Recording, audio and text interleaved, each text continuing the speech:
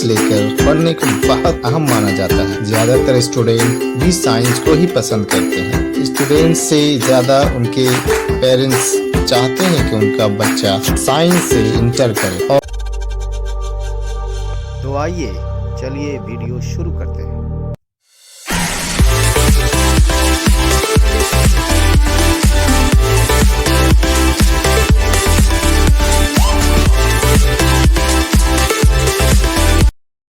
आदाब दोस्तों, आप सभी का बहुत बहुत स्वागत और खैर मकदम है हमारे YouTube चैनल कैरियर मददगार में। इंटरमीडिएट, चलिए आइए देखते हैं कि 10th के बाद कौन कौन से कोर्सेज होते हैं और कौन सा कोर्स हमारे लिए बेहतर है।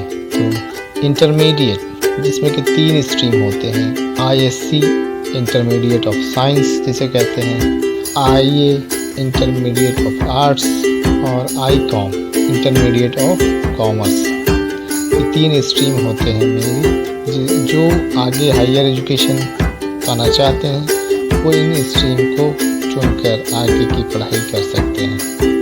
सबसे पहला आता है इंटरमीडिएट में साइंस लेकर पढ़ने को बहुत अहम माना जाता है। ज्यादातर स्टूडेंट भी साइंस को ही पसंद करते हैं। स्टूडेंट से ज्यादा उनके पेरेंट्स चाहते हैं कि उनका बच्चा साइंस से इंटर करे। और साइंस से इंटर करने का एक बहुत बड़ा फायदा ये होता है कि आप चाहें तो स्नातक ग्रेजुएशन में अपना स्ट्रीम बदल सकते हैं। जैसे आपने इंटर साइंस स्ट्रीम से की है लेकिन आप चाहते हैं कि ग्रेजुएशन आप आर्ट्स या कॉमर्स से करें, तो ऐसा आप आसानी से कर सकते हैं। साइंस के अलावा किसी और स्ट्रीम में ये सुविधा उपलब्ध नहीं है। इंटरमीडिएट में साइंस लेकर पढ़ने से कई सारे अच्छे करियर के दरवाजे खुलते हैं, जिसमें पैसा और इज्जत दोनों खूब मिलती है। इसमें प्रमुख करियर ऑप्शन ये है: doctor, engineer, IT, research, aviation, merchant navy, forensic science एवं एथिकल हैकिंग।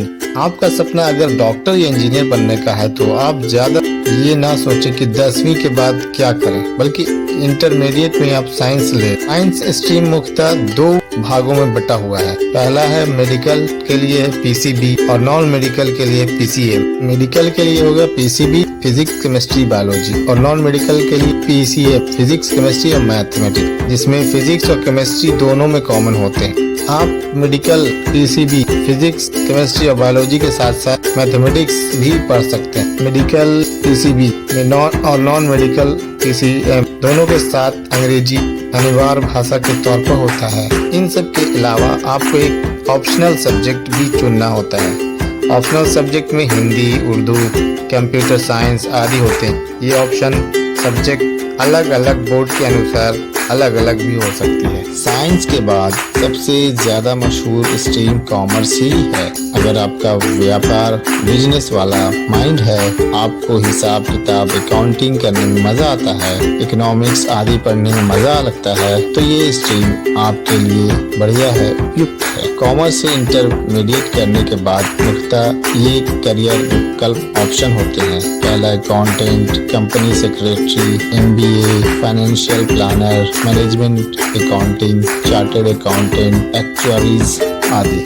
इंटरमीडिएट में कॉमर्स लेकर पढ़ने वाले स्टूडेंट ग्रेजुएशन में अपना स्ट्रीम कॉमर्स से आर्ट्स में बदल सकते हैं, लेकिन वे साइंस स्ट्रीम नहीं ले सकते। आपसे अगर कोई पूछे कि CA चार्टर्ड अकाउंटेंट बनने के लिए 10th के बाद क्या करें, तो आप उससे बताएं कि आपके लिए इंटर कॉमर्स से करना बेहतर होगा। कॉमर्स से इंटरमीडिएट करने के लिए आपको ये सब विषय पढ़ने होंगे: accountancy, business studies, economics, English, information practices, mathematics आदि। तो इंटरमीडिएट ऑफ आर्ट्स को लेकर कुछ लोगों की ये धारणा है कि जो स्टूडेंट पढ़ने में कमजोर होते हैं, जिनके मार्क्स परीक्षा में कम आते हैं, वही स्टूडेंट आर्ट्स लेकर पढ़ते हैं। पर ये धारणा गलत। बहुत से स्टूडेंट जो पढ़ने में अच्छे होते हैं, परीक्षा में अच्छे अंक भी लाते हैं, वो भी ये इस स्ट्रीम को चुनने में रुचि रखते हैं। और जो विद्यार्थी स्टूडेंट सरकारी नौकरी पाना चाहते हैं उनके लिए आर्ट्स बहुत फायदेमंद है, उपयोगी है, क्योंकि ज्यादातर जो सरकारी गवर्नमेंट जॉब पाने के लिए कॉम्पिटिटिव एग्जाम्स होते हैं जैसे यूपीएससी,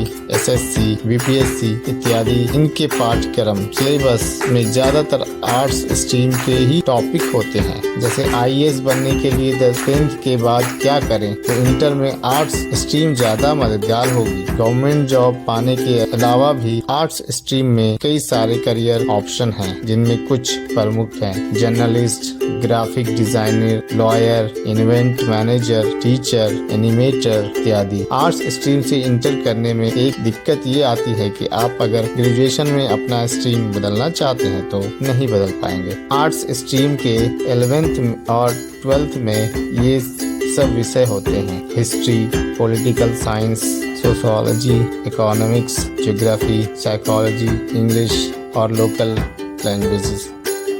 तो हमारे साथ बने रहें और हमारे चैनल को लाइक और सब्सक्राइब करना ना भूलें।